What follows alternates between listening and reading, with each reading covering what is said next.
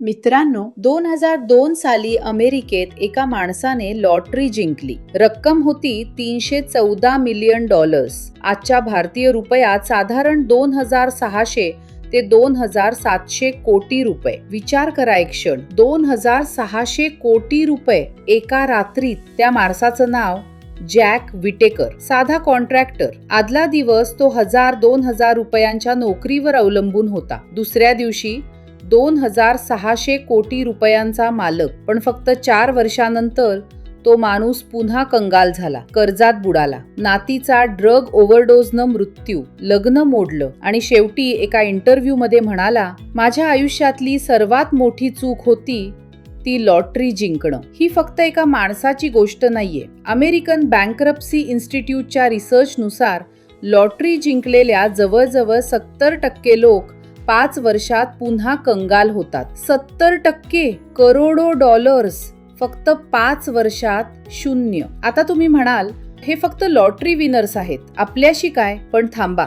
महाराष्ट्रात, आपल्याच राज्यात हीच गोष्ट लाखो कुटुंबांच्या आयुष्यात घडलीय. पुणे मुंबई एक्सप्रेसवे, समृद्धी महामार्ग, मेट्रो प्रोजेक्ट्स, एअरपोर्ट एक्सपॅन्शन, जमिनी गेल्या. लाखो करोडोचं कॉम्पन्सेशन मिळालं. 5-10 वर्षानंतर तीच कुटुंब पुन्हा त्याच गरिबीत. का? आज मी तुम्हाला त्या प्रश्नाचं उत्तर देणार आहे. एक उत्तर जे ऐकून तुम्ही तुमच्या स्वतःच्या आर्थिक आयुष्याकडे पुन्हा नवीन नजरेनं बघाल. रहस्य आहे इनविजिबल इन्कम सीलिंग. तुमच्या मनात लपलेली एक अदृश्य भिंत जी तुम्हाला आयुष्यभर ठरवते तुम्ही किती श्रीमंत होऊ शकता, किती होऊ देणार नाही. मित्रांनो, सर्वात आधी मी तुम्हाला 3 प्रश्न विचारतो आणि ऑनेस्टली स्वतःशी उत्तर द्या. पहिला प्रश्न, तुम्हाला असं वाटलंय कधी पगार वाढतोय, बिझनेस वाढतोय, मेहनत वाढतीये, पण बँक बॅलन्स तेवढाच किंवा कमी होत चाललाय? दुसरा प्रश्न,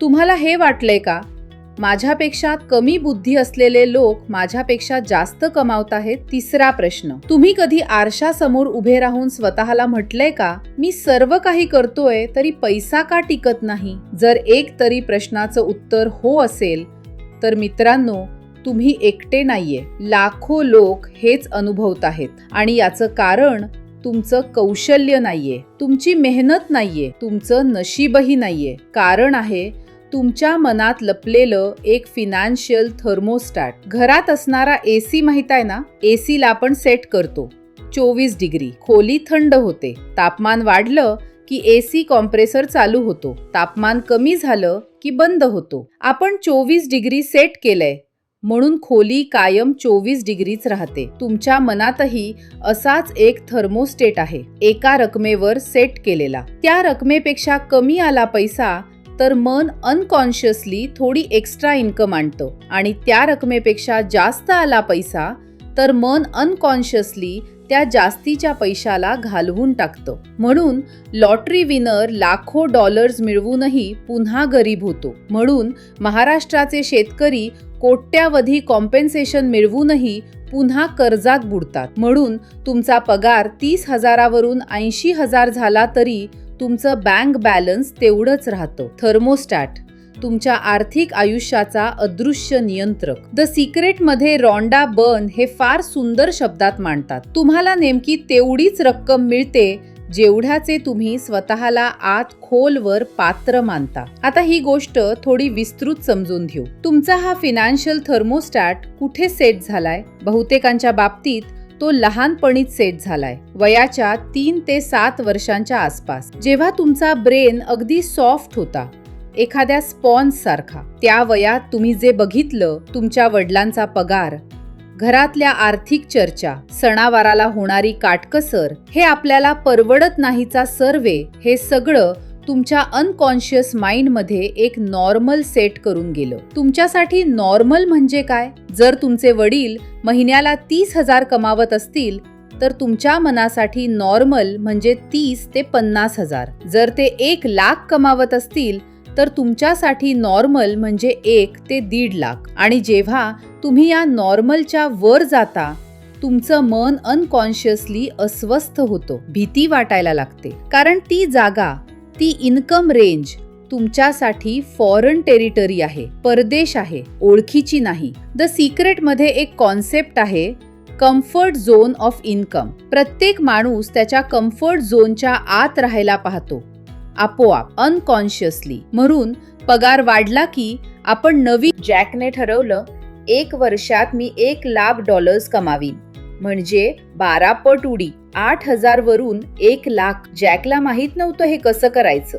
कुठे माहित होतं 1 वर्षात 12 पट कमाई कशी वाढवायची. पण त्याने एक काम केलं. त्याने एका कागदावर $1,00,000 लिहिलं आणि तो कागद त्याच्या बेडच्या वर छतावर लावला. रोज सकाळी उठल्यावर डोळे उघडताच पहिली दृष्टी त्या कागदावर पडायची आणि तो कल्पना करायचा, माझ्याकडे $1,00,000 आहेत. माझं आयुष्य कसं दिसेल. व्हिज्युअलायझेशन, द सिक्रेटचं कोर टेक्निक. 1 महिना गेला, काही घडलं नाही. मग एका दिवशी अचानक जॅकला एक आयडिया आली. माझ्याकडे एक छोटं पुस्तक आहे, ते मी मोठ्या प्रमाणावर डिस्ट्रीब्यूट केलं तर. त्याने कॅल्क्युलेशन केली. जर 4,00,000 कॉपीज विकल्या आणि प्रत्येकामागे 25 सेंट्स प्रॉफिट झाला तर बरोबर $1,00,000. पण कसं विकायचं. मग आणखी एक आयडिया. नॅशनल एन्क्वायरर नावाच्या एका पॉप्युलर मॅगझिन मध्ये त्याने जाहिरात द्यायचं ठरवलं. 6 महिन्यानंतर जॅक कॅनफिल्डने त्या वर्षी $92,000 कमावले होते. 1,00,000 नाही, पण आधीच्या 8,000 वरून 11 पट उडी. ही गोष्ट द सिक्रेट मध्ये कायमची नोंदवली गेली आहे. आता प्रश्न येतो, ही सीलिंग, हा थर्मोस्टॅट का तयार होतो. मी तुम्हाला 4 मुख्य कारणं सांगतो. कान देऊन ऐका, कारण यापैकी कुठलं एक तरी कारण तुमच्याही आयुष्यात असेल. कारण क्रमांक 1, बालपणीची प्रोग्रॅमिंग. पार्ट 1 मध्ये आपण बघितलं होतं, पैसा झाडावर उगवत नाही हे वाक्य कसं 3 पिढ्यांना गरीब ठेवतंय. हीच प्रोग्रॅमिंग तुमच्या सीलिंगचा पहिला थर तयार करते. तुम्ही जर अशा घरात वाढला जिथे आपण मध्यमवर्गीयच आहोत, मोठ्या लोकांचं असं असतं, आपली औकात ओळखावी असे शब्द सतत कानावर पडायचे, तर तुमचा थर्मोस्टॅट मध्यमवर्गीयवर सेट झालाय. कितीही कमाई वाढो, मन तुम्हाला पुन्हा त्या मध्यमवर्गीय कम्फर्ट झोन मध्ये ओढून आणेल. कारण क्रमांक 2, धार्मिक आणि सांस्कृतिक संस्कार. भारतीय संस्कृतीत आपल्याला शिकवलं जातं, पैसा हा सर्व काही नाही. साधी राहणी, उच्च विचारसरणी, त्याग म्हणजे महानता. पैसा हा कुरूप आहे, अध्यात्म सुंदर. या शिकवणीचा सार चांगला आहे, मी त्याला आव्हान देत नाहीये. पण नकळत आपण अनकॉन्शियसली असं ठरवतो, मला जर खूप पैसा आला तर मी एक चांगला माणूस राहणार नाही. आणि चांगलं राहायचंय म्हणून मन पैशापासून आपोआप दूर जातं. द सिक्रेट मध्ये रॉन्डा बर्न एक धक्कादायक वाक्य लिहितात, पैसा फक्त त्यांच्याकडे जातो जे पैशाला आदराने वागवतात आणि स्वतःला पैशाच्या लायक मानतात. विचार करा, तुम्ही स्वतःला पैशाच्या लायक मानता का? कारण क्रमांक 3, सेल्फ वर्थचे जखम. हे सर्वात खोल कारण आहे आणि सर्वात दुर्लक्षित. प्रत्येक माणसाच्या मनात एक अदृश्य प्रश्न असतो, मी काय डिझर्व करतो. जर तुम्ही अशा घरात वाढला जिथे सतत तुम्हाला कमी लेखलं गेलं, टीका झाली, तुलना केली गेली, तू अमुक सारखा का नाही, तू तमुक सारखं का करत नाहीस, तुझ्यापासून आम्हाला काय अपेक्षा, तर तुमच्या मनात एक वूंड आहे, एक खोल जखम. आणि त्या वूंडमुळे